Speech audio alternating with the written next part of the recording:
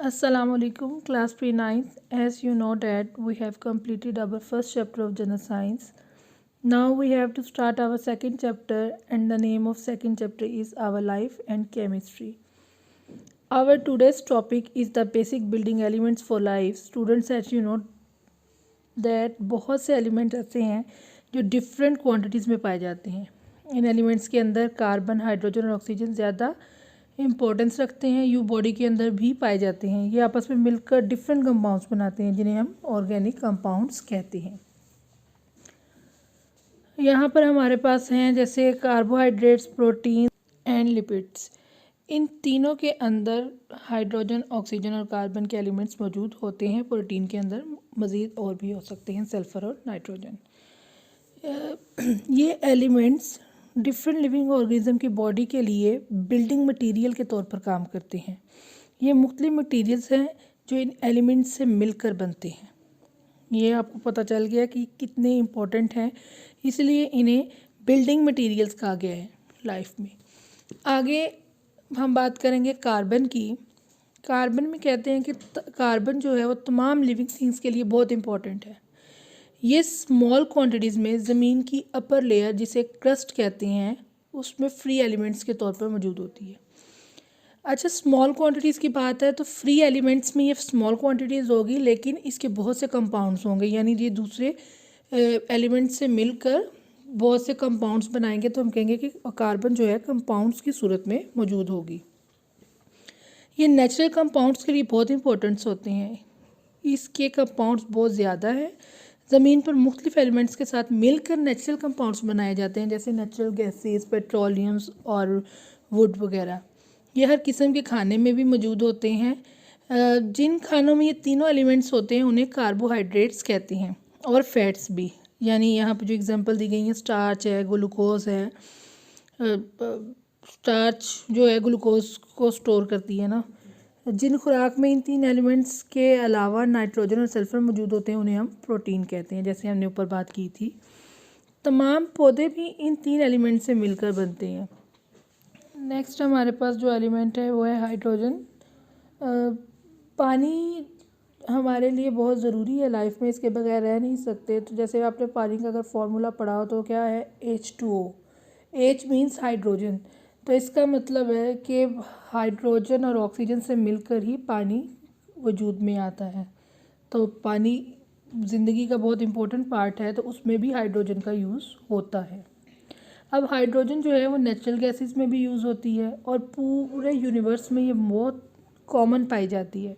जैसे सन से जो रेस आती हैं, यानी वो जो हीट है वो क्यों होती है, सन के अंदर जो फ्यूजन रिएक्शंस हो रहे होते हैं उसकी बदौलत हीट प्रोड्यूस होती है. वो जो हीट है हम तक में फील होती है हमें, वो किस बदौलत हुई, जो फ्यूजन रिएक्शन के दौरान हाइड्रोजन के मॉलिक्यूल्स आपस में कोलाइड करते हैं और रिएक्ट करते हैं, उसी वजह से फ्यूजन का रिएक्शन हुआ और हमें हीट फील हुई. तो मोस्ट कॉमन एग्जांपल्स हैं कि हाइड्रोजन क्यों ज़रूरी है हमारी लाइफ में. नेक्स्ट है हमारे पास ऑक्सीजन. ये जो गैस है ये बहुत बेरंग बेबू गैस है और ये पानी में थोड़ी हल होती है, यानी सॉल्युबल कम है. ये फ़िश वगैरह के लिए भी इसकी यही प्रॉपर्टीज़ बहुत इंपॉर्टेंट होती है, क्योंकि पानी में कम यूज़ होती है, बेरंग होती है, बेबू होती है. तो ये बेहतर, यानी जो स्पीशीज़ हैं पानी की वो इस चीज़ पर डिपेंड करती हैं, इसकी प्रॉपर्टी पे. ये हवा में भी अहम हिस्सा होता है. जैसे आप जानते हैं कि 21% ऑक्सीजन होती है हवा के अंदर. ये डिफरेंट ऑर्गेनिक कंपाउंड जैसे glucose, sugar, cellulose, fats, proteins के अंदर भी ऑक्सीजन के कंपाउंड्स यूज़ होते हैं, यानी ऑक्सीजन यूज़ होती है. नेक्स्ट हमारे पास जो आता है वो है इम्पोर्टेंस ऑफ कार्बन, हाइड्रोजन और ऑक्सीजन. इनकी इम्पोर्टेंस बताएंगे. पहले हमने इनके बारे में पढ़ा, इनके प्रॉपर्टीज़ के बारे में पढ़ा. अब हम इनकी इम्पोर्टेंस जानेंगे कि ये क्यों ज़रूरी है. रेस्पिरेशन में भी ज़रूरी है, फोटोसिंथेसिस में भी ज़रूरी है. ये थ्री एलिमेंट्स जो है इन दोनों जो प्रोसेसेस में बहुत बेसिक रोल अदा करते हैं. रेस्पिरेशन क्या होता है, ये वो प्रोसेस है जो एनर्जी प्रोवाइड करता है बॉडी को. पौधे फोटोसिंथेसिस के दौरान ग्लूकोज बनाते हैं. ये हम इसको आगे मज़ीद डिटेल में पढ़ेंगे. नेक्स्ट हमारे पास है रेस्पिरेशन. रेस्पिरेशन में देखते हैं कैसे ये एसेंशियल है. ऑक्सीजन जो है वो आप जानते हैं कि लाइफ के लिए कितनी इंपॉर्टेंट है और ये मोस्ट इम्पॉर्टेंट रोल प्ले कर रही है किसके अंदर, रेस्पिरेशन के लिए अंदर. इस प्रोसेस में क्या होता है कि जब हम ऑक्सीजन एयर से लेते हैं तो वो ऑक्सीडाइज हो जाती है, यानी हम ऐसे कह सकते हैं कि लिविंग ऑर्गेनिज्म जो हैं बॉडी में ग्लूकोज को ब्रेक डाउन करते हैं और उस प्रोसेस में क्या होता है कि एनर्जी हमारे पास प्रोड्यूस हो जाती है। इक्वेशंस में देखें कि ग्लूकोज और में के साथ जब ऑक्सीजन मिलती है और रिएक्ट करती है केमिकली, तो आपके पास प्रोडक्ट में क्या आ जाता है, carbon dioxide, water and energy. कि आपके पास जो एनर्जी यूज़ होती है वो आपकी बॉडी प्रोड्यूस होती है, वो आपकी बॉडी यूज़ कर लेती है और वो डिफरेंट एक्टिविटीज़ में यूज़ हो जाती है।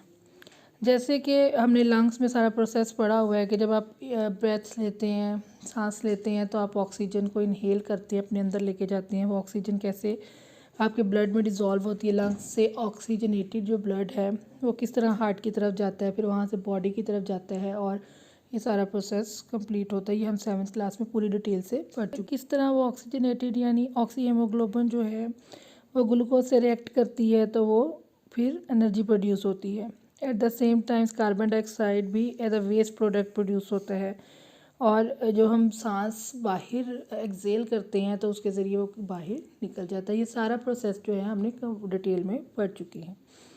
नेक्स्ट हमारे पास आता है फोटोसाइंथेसिस। इसे भी हम पूरे डिटेल से पढ़ के आ चुके हैं प्रीवियस क्लासेस के अंदर। 5, 4 और 7 तक कंटिन्यू रहा है। इसको हमें काफ़ी बेहतर तरीके से जानते हैं कि आपको कि पौधे जो हैं वो अपनी खुराक फोटोसाइंथेसिस के ज़रिए ही बनाते हैं, प्रोड्यूस करते हैं। कि इसमें क्या होता है कि जब कार्बन डाइऑक्साइड और वाटर को रिएक्ट करता है, या कार्बन डाइऑक्साइड कहाँ से, फ़िज़ा से, और पानी कहाँ से आता है, पौधों से, सॉइल से आता है, तो इसको यूज़ करके और एनर्जी सन से कौन अब्जॉर्ब करता है, क्लोरोफिल। और क्लोरोफिल के अंदर क्या होते हैं, क्लोरोप्लास्ट। क्लोरोप्लास्ट जो है एनर्जी को अब्जॉर्ब करते हैं। इनकी प्रेजेंस में कार्बन डाइऑक्साइड और वाटर जो रिएक्ट करता है उसके नतीजे में हमारे पास क्या प्रोड्यूस होता है, ग्लूकोज और ऑक्सीजन। ग्लूकोज पौधे एज अ फूड अपना यूज़ कर लेते हैं और ऑक्सीजन जो है वो फ़िज़ा में रिलीज़ कर दी जाती है।